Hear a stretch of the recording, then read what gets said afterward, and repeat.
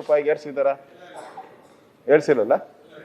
ಏರ್ಸಿಲ್ಲ ಅಂತ ನಾನು ಅಧಿಕಾರಿನೂ ಕೇಳಿದೆ. ಅಧಿಕಾರಿನ ಕೇಳಿದ್ಕೆ ಅವ್ರು ಹೇಳಿದ್ರು ಏರ್ಸಿಲ್ಲ ಅಂತ ಹೇಳಿಲ್ಲ. ಅವರೇ ಹೇಳಿದ್ರು ಸಾರ್ ಇನ್ನೂ 620 ಕೋಟಿ ಬಾಕಿ ಇದೆ ಸಾರ್ ಅಂತಂದ್ರು. ನಾನು ಏರ್ಸಿದೆಯೋ ಇಲ್ಲೋ ಅಂತ ಕೇಳಿದ್ರೆ ಅವನು 620 ಕೋಟಿ ಇನ್ನು ಬಾಕಿ ಇದೆ ಸಾರ್ ಅಂತ ಹೇಳ್ದ. ಹೇಳಿ ಆಮೇಲೆ ಉತ್ತರ ಇವಾಗೆ ಬೇಡ, ಪ್ರತಿಯೊಂದಕ್ಕೂ ಉತ್ತರ ಕೊಟ್ಕೊಂಡು ಹೋದ್ರೆ ನಾನು ಅವರು ಬಿಡಲ್ಲ. ನನಗೆ ಅವಧಿ ಟೈಮ್ ಕೊಟ್ಟವ್ರು, ನಾನು ಹೇಳಲ್ಲ ಎಷ್ಟು ಟೈಮ್ ಕೊಟ್ಟವ್ರೆ ಅಂತ. ಅಷ್ಟರಲ್ಲಿ ನೋಟ್ ಮಾಡ್ಕೊಳ್ಳಿ, ಎಲ್ಲ ಸೇರಿ ಒಂದೇ ಸರಿ ಕೊಟ್ಬಿಡಿ. ಅದೇ ರೀತಿ ಕೃಷಿ ಉತ್ಪನ್ನ ನಿಧಿ, ಕೃಷಿ ಉತ್ಪನ್ನ ಮತ್ತು ಸಂಬಂಧಿತ ಕ್ಷೇತ್ರಗಳಲ್ಲಿ ಸ್ಟಾರ್ಟ್ಅಪ್ಸ್ ಆರಂಭಿಸಲು ಮತ್ತು ಇತರ ಸಂಶೋಧನೆಗೆ ಉತ್ತೇಜನ ಸಾಲ 500 ಕೋಟಿ. ಯಾವುದು 1-2 ಕೋಟಿ ಇಲ್ಲ.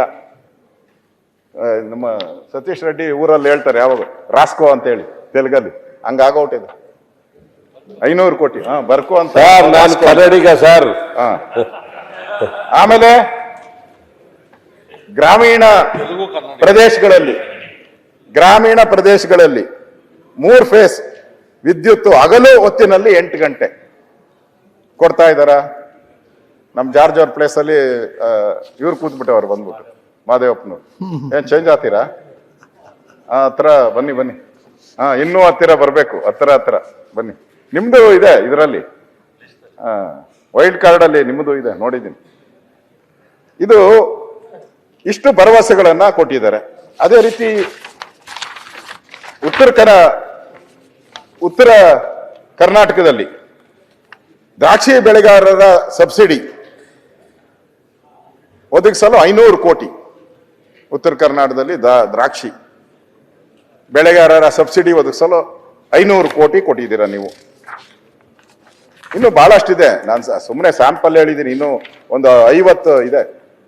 ನಾನು ಯಾಕೆ ಹೇಳ್ತಾ ಇದ್ದೀನಿ ಅಂತ ಹೇಳಿದ್ರೆ, ಈ ಸರ್ಕಾರ ಬಂದಾಗಿಂದನೂ ಕೂಡ ರೈತರಿಗೆ ಯಾವುದೇ ರೀತಿಯಾದಂಥ ಸಹಾಯಕ್ಕೆ ಬರಲಿಲ್ಲ. ಫ್ರೀ ಗ್ಯಾರಂಟಿ ಅನ್ನೋದೊಂದು ಬಿಟ್ರೆ ರೈತರ ಪರವಾಗಿ ನಿಂತಿದ್ದು ಯಾವುದೂ ಇಲ್ಲ. ಅದಕ್ಕೆ ನಾನು ಹೇಳ್ತಾ ಇದ್ದೀನಿ, ನಮ್ಮ 5 ವರ್ಷದ ಮುಖ್ಯಮಂತ್ರಿಗಳು ಸಿದ್ದರಾಮಯ್ಯನವ್ರಿಗೆ ನಾನು ಹೇಳುವಂಥದ್ದು, ಇವೆಲ್ಲನೂ ಕೂಡ ಮೊನ್ನೆನೂ ಕೂಡ ಕಬ್ಬು ಬೆಳೆಗಾರದು ದೊಡ್ಡ ಹೋರಾಟ ಆಯಿತು. ಮಂತ್ರಿಗಳೆಲ್ಲ ಹೋಗಿ ಸಮಾಧಾನ ಮಾಡಿದ್ರು. ಆ ಸಮಾಧಾನ ಮಾಡಿದ್ಮೇಲೂ ಕೂಡ ಅಲ್ಲಿ ಹೇಳಿದ್ದು ನಾನು ಸ್ಟೇಟ್ಮೆಂಟು, ಮುಖ್ಯಮಂತ್ರಿಗಳು ಬೇರೆ ಮಂತ್ರಿಗಳು, ಈ ಕೇಂದ್ರ ಸರ್ಕಾರ ನಿಗದಿ ಮಾಡೋದು ಅಂತ ಹೇಳಿದ್ರು. ಕೇಂದ್ರ ಸರ್ಕಾರ ಕಬ್ಬಿನ ಬೆಲೆಯನ್ನ ನಿಗದಿ ಮಾಡುವಂಥದ್ದು ಕೇಂದ್ರ ಸರ್ಕಾರ ಅಂತ ಹೇಳಿದ್ರು.